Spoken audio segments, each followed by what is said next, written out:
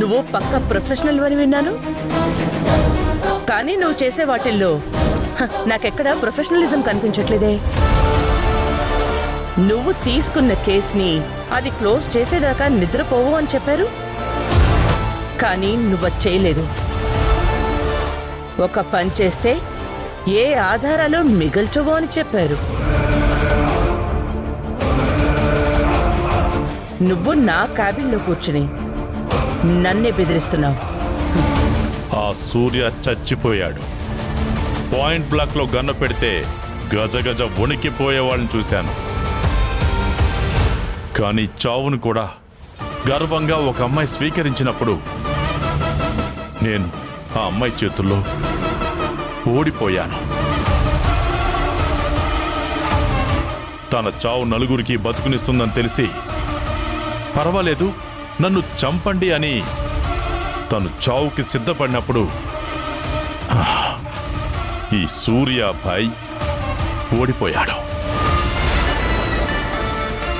చచ్చిపోతూ తను బతుకుని ఇవ్వగలిగినప్పుడు నేను బతికుండి నా వాళ్ళని బతికించుకోలేనా అన్న ఆలోచన అప్పటి వరకు నాలో కలగనందుకు సూర్యాభాయ్ ఓడిపోయాడు. మేడం, నేను ఓడిపోవడం అంటే చచ్చిపోయినట్టే. ఆ సూర్యాభాయ్ చచ్చిపోయాడు. వసుంధర చావుకు ఎదురెళ్ళి నాలో ఉన్న భాయిని చంపి వెలుగుతున్న సూర్యుణ్ణి బయటికి తీసింది.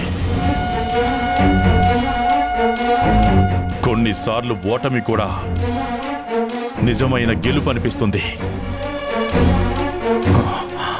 ఆ ఫీలింగ్ ఏంటో నాకు తెలిసింది. మీతో డీలు మాట్లాడిన సూర్యాభాయ్ ఇప్పుడు లేడు. ఇప్పుడు ఉన్నది సూర్య మాత్రమే. అయితే వెళ్ళి జనజీవన స్రవంతిలో కలిసి నీ చెల్లి పేరు పచ్చబొట్టు పొడిపించుకుని మంచివాళ్లాగా బతుకు. మధ్యలో నన్నెందుకు విసిగిస్తున్నావు? నా తప్పు నేను సరిచేసుకున్నాను మేడం. మీ తప్పు మీరు సరిచేసుకోవాలిగా. అంటే వసుంధరకి ధ్రువకి మీరే దగ్గరుండి పెళ్లి చెయ్యాలి.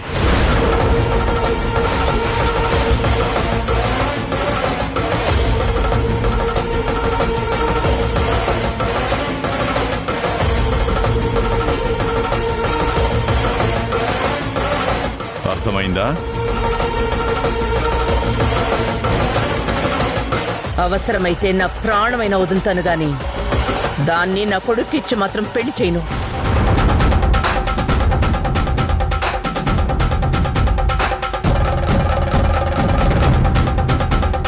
ప్రాణం దేవుంది మేడం, 2 క్షణాలు చాలు పోవడానికి. కానీ పరువు అలా కాదు. బతుకంతా దాని గురించే పోరాడాల్సి వస్తుంది. ఎటు ప్రాణం పోయినా పర్వాలేదంటున్నారు కాబట్టి మీకు పంపించిన వీడియోలు పోలీసులకు పంపిస్తాను.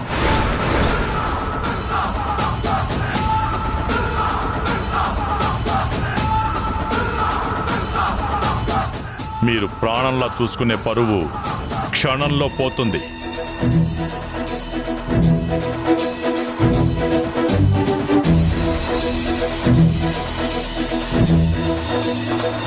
పోలీసుల దాకా ఆ వీడియో వెళ్తే నాతో పాటు నువ్వు కూడా జైలు గోడల మధ్య ఉంటావు.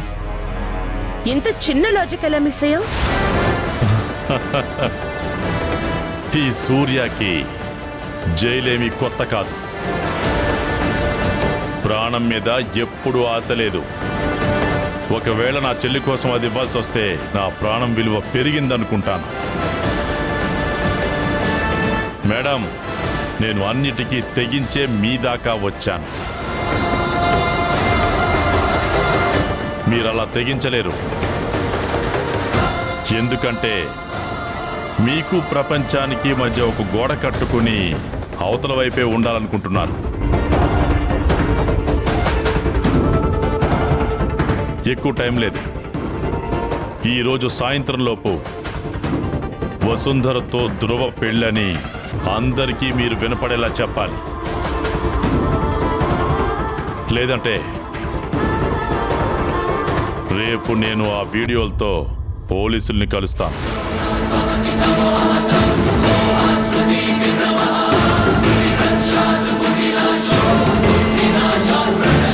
జైల్లో కలుద్దామో పెళ్లిలో కలుద్దామో మీరే నిర్ణయం తీసుకోండి.